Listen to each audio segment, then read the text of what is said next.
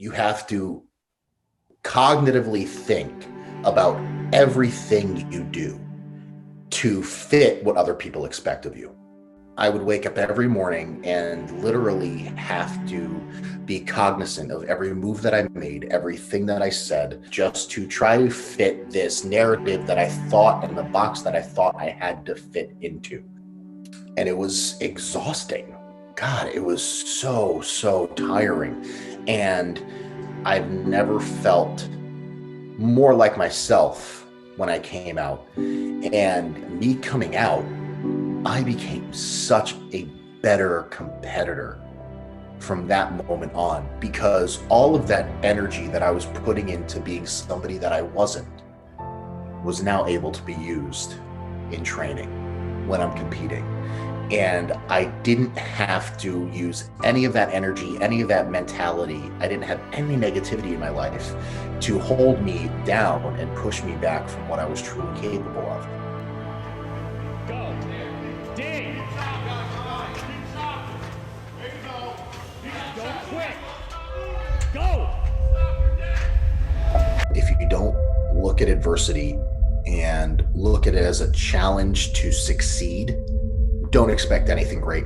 If you're not willing to accept that for what it is, put your head down and rework what you thought was going to get you to your end goal, then there's no reason to ever be successful. There's nothing exciting at that point. I think a lot of why people don't achieve certain things is because, to a certain extent, life becomes monotonous.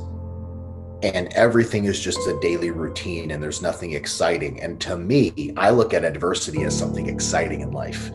While it may suck, while it may not be fun at the moment, it's what we can look back on and realize that is what pushed me to do this. That is what got me to this level in my life. That is why I'm now happy. I think everybody who's ever achieved some level of success in life has gone through adversity and not looked at it as a detriment, but looked at it as a challenge to succeed.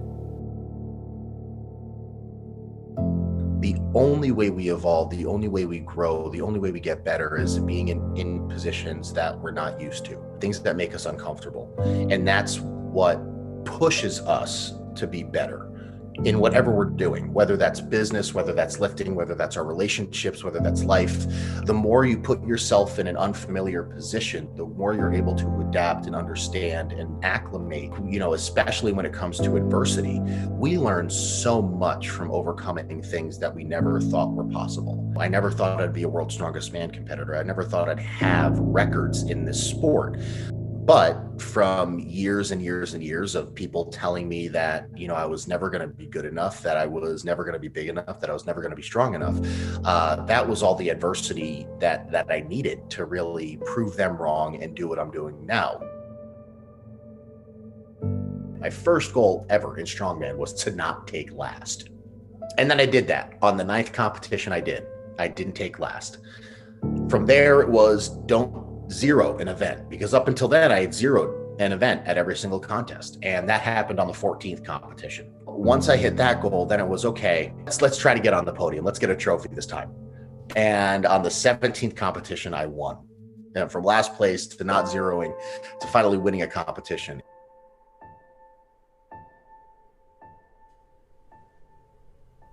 There's been a lot of times in my career where I've been beaten down and I've been so close and just barely missed. And fast forward to Nationals 2013, I actually won the national championship by the largest margin of victory in history, and that record still stands today. I mean, if you're not willing to put in the extra hours and grind and work hard at something, then what's the motivation? What's the reason? Why are you doing something? Why are you working hard? What is the reason you're doing this? You have to find your why. Once somebody finds that why, hard work just comes naturally, because you don't want to let yourself down, I think is a big part of that. I don't know if there's anybody that's successful in life that's miserable with what they're doing. You know, if you're miserable and you're not motivated, then how do you get excited to do whatever it is you want to do? A lot of people fall into the ruts of just being comfortable, and I think we grow as humans when we're uncomfortable. And I think that's one thing that is really that's what my early years of strongman taught me was, you know, okay, yeah, it sucks at 17 years old to be waking up at 5 o'clock in the morning to go to the gym, but this is something I enjoy and I'm having fun while doing it, so why not? And, you know, there were days that I was extremely tired and sore, and I, you know, definitely slacked at football practice because of what I had done that morning, or, you know, there was all these variables, but it's something that I loved to do.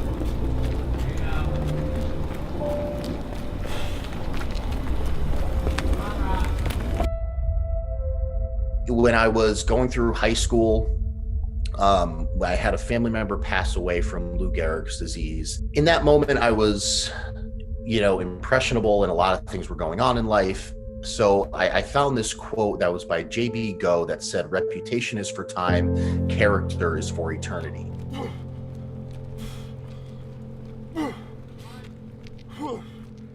Up until that point, you know, the only thing I was concerned about was being the best version of myself.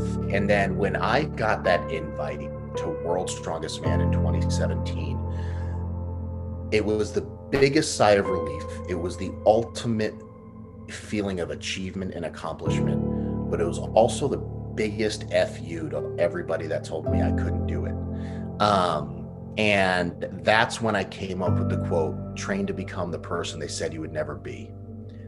And that has been, you know, my motto ever since then, because even still being one of the smallest competitors, I'm constantly told I will never amount to really much more than what I currently am right now.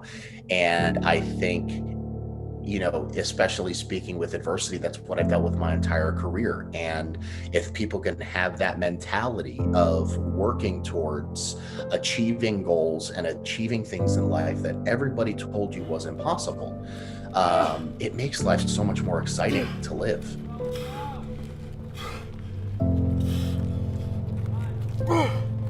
At the end of the day, you know, you have to be your biggest fan.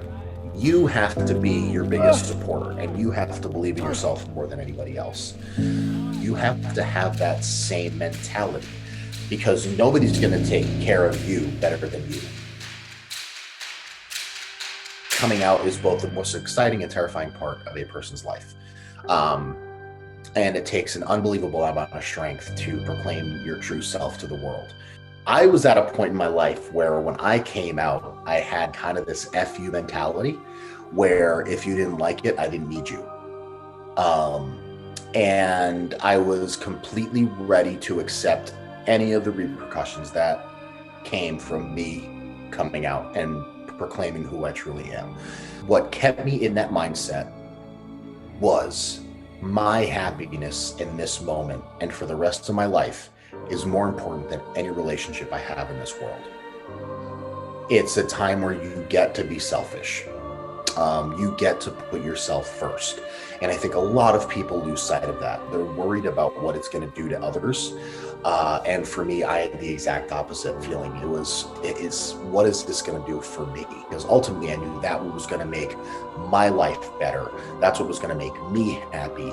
And my happiness was more important than anybody else's feelings about the situation. While I was definitely scared, you know, especially being in such a hyper-masculine sport like strongman, I can honestly say not a single competitor or person that I dealt with in the sport had anything negative to say.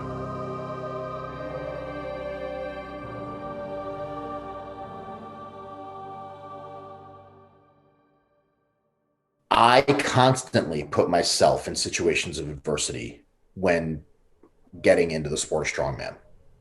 You know, going to competitions, always taking last place, never being the strongest, never being the fastest, never being the best athlete.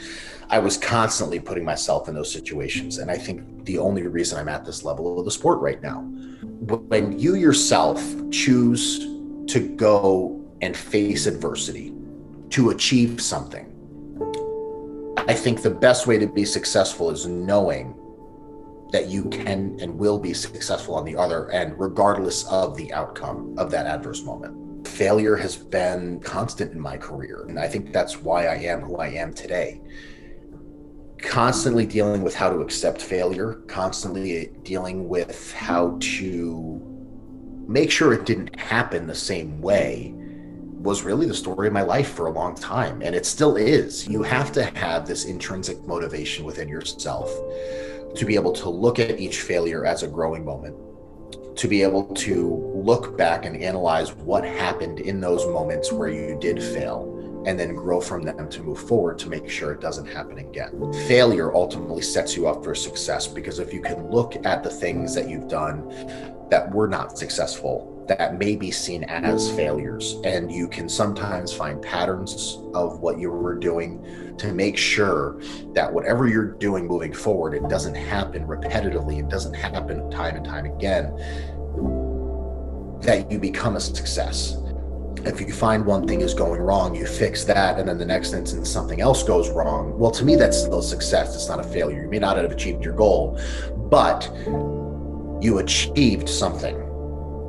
And I think it's having those little glimmers of hope and those little moments of positivity are so powerful in so many moments. And I think a lot of people tend to overlook those. They're always focused on the bigger picture, and we're focused on what is going to immediately make them happy, what is immediately going to change their direction or keep them on course. People tend to get derailed pretty quickly by that. And I think failure is one of those things that people get discouraged by and, really beat themselves up about. But to me, it's always a learning experience of how to get better, how to proceed, and how to not make that mistake again. Things are going to happen. We're going to make mistakes. We're human. But learning from those mistakes, learning from those failures, and making sure they don't happen that way again, to me, is still a success, because you fix something that was inherently wrong. You fix something that went wrong before, and if it doesn't happen again, you've passed that hurdle. You've gone over that to move on to the next thing. Okay, when something goes wrong, it's like, okay, that sucks. I get it. Can't change the outcome, but what I can change is what I do in the future. So let's focus on that. Let's not focus on the failure. Let's focus on what we can do to prevent the same thing from happening. And to me, that shows growth.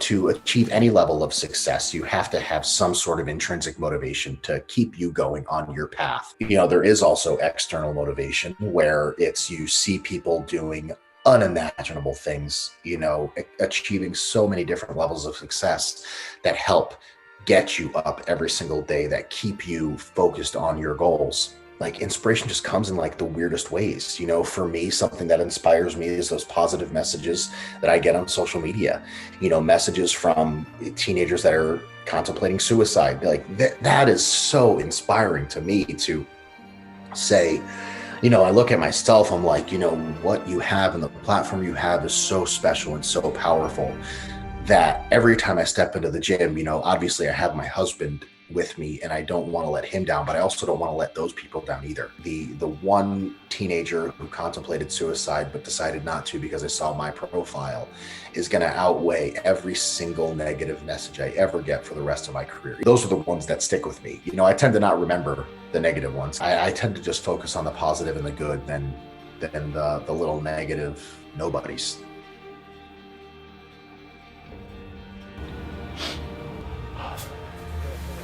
Haters have become a daily occurrence.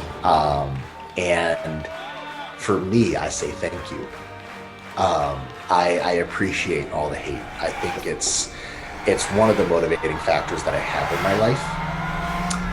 Because to me, there is no bigger FU to those people that are hating on me than me succeeding in life. And whether that's me holding up a trophy at the end of a competition, if that's me being, just doing what I love, it gets me excited. I think that's like the one thing where I can pull a little bit of anger from, the little bit that I have is, when I'm in the gym and I'm really grinding and pushing and really trying to get the best out of myself, it's thinking back to the people that have talked down to me or things that I've seen online that help me push through that little bit extra of where I can't pull it out for myself.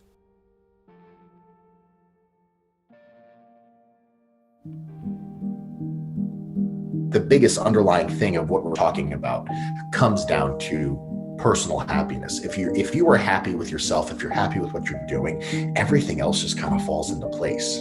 And I think that's something that people don't focus on.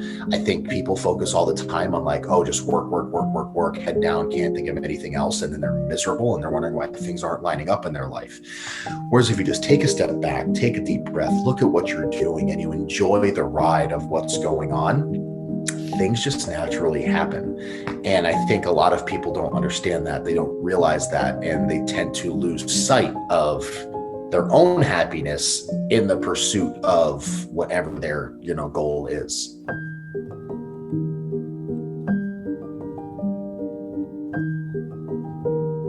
Thank you for watching, guys. If you enjoyed the video, please go follow Rob on Instagram. And also, if you want to see the full interview, that is linked down below over at the interview channel. If you want to support projects like this in the future, there is a link for our merchandise. And also, please consider becoming a YouTube member. And if you want to see what we get up to in our day-to-day lives and the behind the scenes of our projects, go follow our vlog channel. Link down below. As always, have a blessed and productive day. Thank you.